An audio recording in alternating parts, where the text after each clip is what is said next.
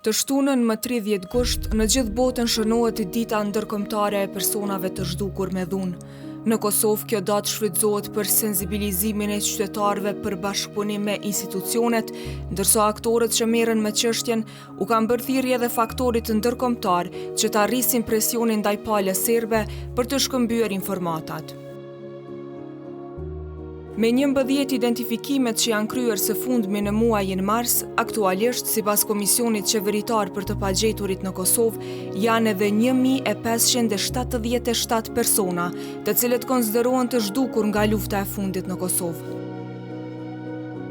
Andin Hoti, kryetari i këtij komisioni, ka pasur kritika për ndërkombëtarët, duke thënë se nuk kanë bërë aq sa duhet për zgjidhjen e çështjes së personave të pagjetur.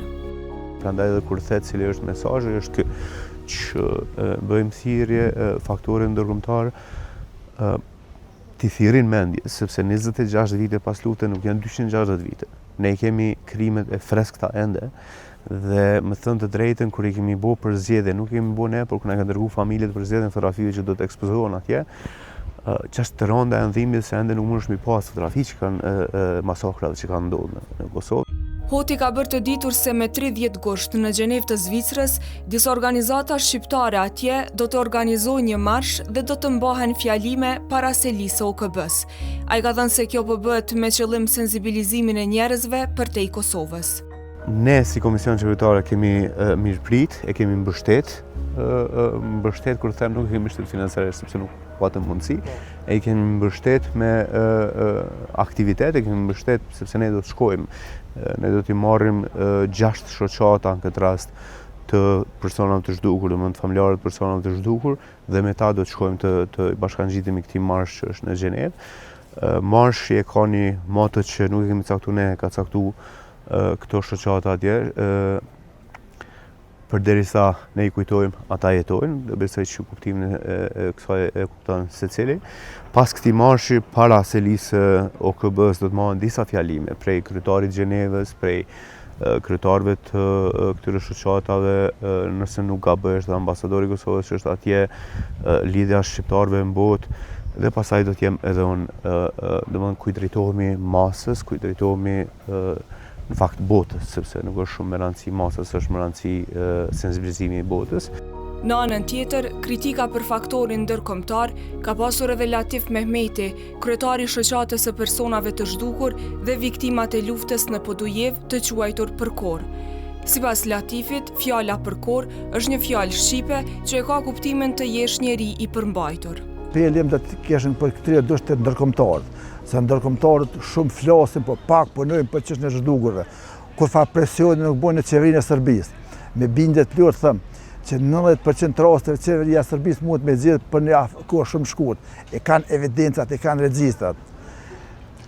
Ka pas disa shkëmbime të informatave në delegacionet të Kosovës dhe Serbisë. Po bie fjala për komunën e Podujevës. Të gjitha çaj kanë thonë na kemi identifikuar. Kanë thonë në Kufome, në fshatin Peran, në nxit. Këtë kuj kanë treguar ata që kanë varrosur nxit. Do thotë edhe për të jatë dinke, gjithë e din. Qeveria e Serbisë, shteti i Serbisë i din edhe shtatës ku kanë varrosur. Kanë evidencë. E pse më thon që po ndodhet zvarritja, është politike? Çështja është politizuar? Që politizuar në shoqata ajo që jone për nivel Kosovës zërë kemi kërkuar që çështja e zhdukur mos politizohet. Çështja e zhdukur politizuar se në skenë ndërkombëtare, ashtu në qeverinë e Kosovës janë politizuar skajmërisht. Latif Mehmeti është në finalizim të 2 librave të cilët tregojnë për krimin e Serbisë para dhe gjatë luftës në rajonin e Podujevës, kurse prokurori speciale Ilir Morina, i cili është duke i hetuar krimet e luftës në Kosovë, ka pasur një thirrje specifike për qytetarët në Kosovë për bashkëpunim për çfarëdo informate. Ai ka thënë se ka pasur një rast konkret që një qytetar e ka kontaktuar direkt atë dhe i ka dhënë informata për një rast të caktuar.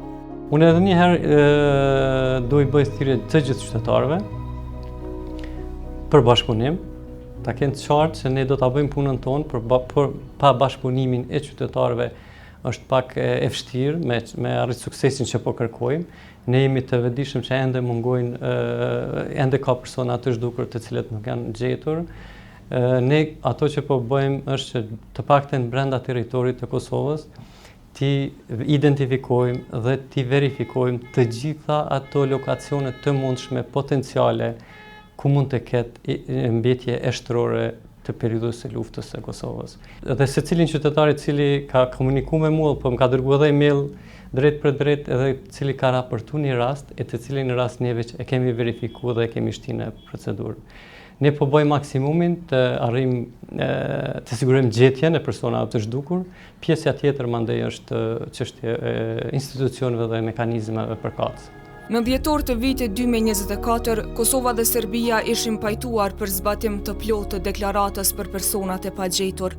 Kjo deklarate përbashkët në mes të dyja shteteve ishte miratuar në maj të vitit 2023 në kuadër të dialogut dhe përmbante zotime si qasje të plot në informacione të besueshme, mes tyre dhe ato me status të klasifikuar, vënje në dispozicion të gjitha dokumenteve me rëndësi për përcaktimin e fatit të personave të zhdukur, si dhe punë të përbashkët përmes një komisioni të kryesuar nga Bashkimi Evropian.